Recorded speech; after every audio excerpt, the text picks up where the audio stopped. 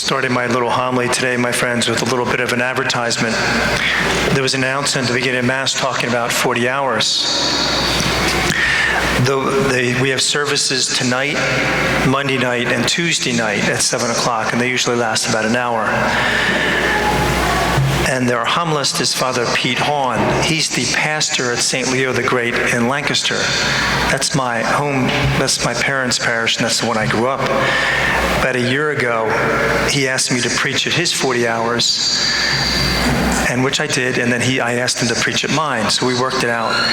Except it was his 40 hours are during the winter, so it snowed for 2 of the nights of the 3.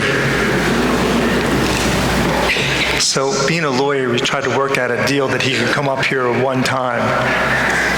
I told him. So he's squawking about it, my friends. But you know, my friends, he's a great preacher. He's a great preacher and extremely articulate. And I hope you'll be able to go to at least one of the nights.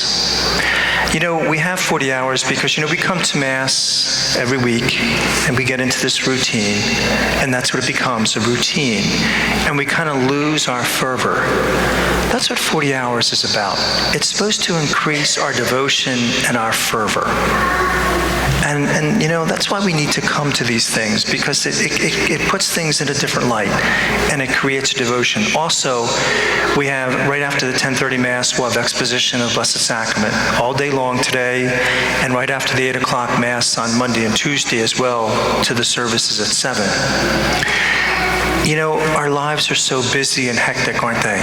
Pulled in so many directions. We come here to the church, we pray in front of the Blessed Sacrament, my friends. It's amazing what that praying in front of the Blessed Sacrament will do. It renews us. It renews us and gives us that strength we need to go out.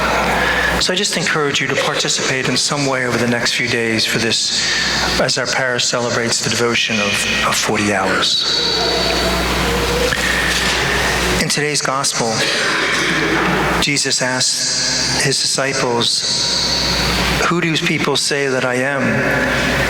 And he asked that question in Caesarea Philippi. It's important that he asked that question there because that was the center of worship for the Roman gods. For the Roman emperor was there in Caesarea Philippi. That was the center of worship. And in that town and villages were monuments of the emperor, who was also a god. So there was gods all around. And he's asking his disciples, "Who am I?" Rex Harrison was with his wife, and they were dining out for dinner, and as often happens when they're dining out, somebody will come up and ask for their autograph or say something to them. They were eating, and this young man got up to a table and said, "You know, I just got in from a flight last night, and you've given me so much pleasure through the years, Mr. Harrison, and I just wanted to come and thank you." And Harrison was very gracious with him and returned the gratitude, and then they went back. He went back to eating, and the fellow went back to his seat. But Harrison looks at his wife and goes, "What a weird guy." He said, "Why did he make such a fuss over his flight coming in last night?" He said, "You and I came in from London last night, and we didn't make a big deal out of it." His wife said, "Rex, that was James Lovell. He just came back in from flying for the moon."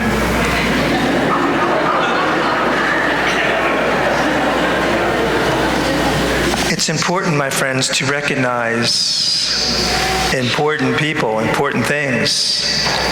It's important to recognize, and that's what Jesus is asking there. It's important. What did the people pray to back then? Same thing we pray for. Have our problems eliminated. They want convenience and ease, just like we do, right? We want convenience, we want ease in life. So they pray to the gods just like we do. Not much has changed. There's a little bit of a difference because the motto back then didn't exist today. If it feels good, do it, is one of our mottos today.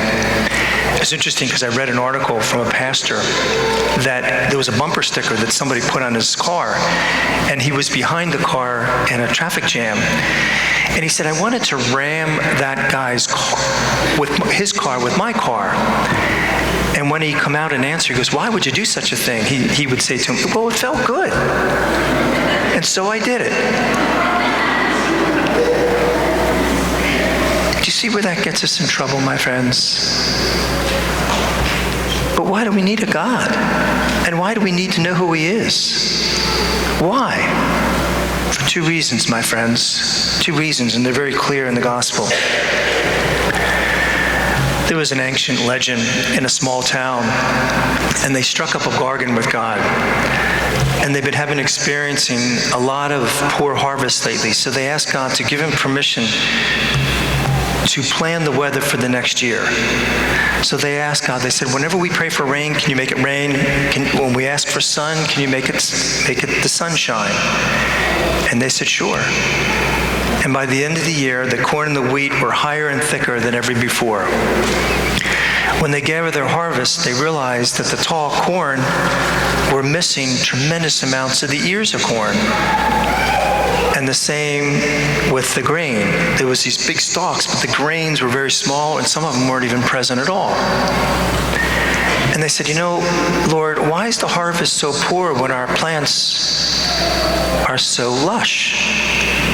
We gave our crops the best possible weather. And God replied, true. When you asked for rain, I sent rain. When you asked for the sun, I sent the sun. But you never prayed for the harsh winds. The harsh winds, without the winds, there's no pollination. And without the harsh winds and pollination, there is no crop. We don't like winds in our life, do we, my friends? Or as the gospel puts it, crosses, do we? We don't like them. Nobody does. Myself very much included, my friends. And so we pray to God that removes them. And he won't answer that prayer. Why? Maybe sometimes he does. Because he suffered in the same way.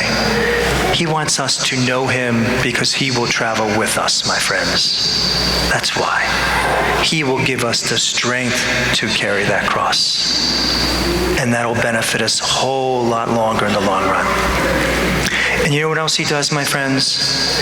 He gives us the strength to know and to do what is right. Not only to do what feels good. That's why we need our God, to help us with the winds in life and to do what is right. And to do what is right. That's why it's important to know who he is, my friends, and to recognize him. Because only when we recognize who he is can he impact our life in the way we need him to do that. God bless you.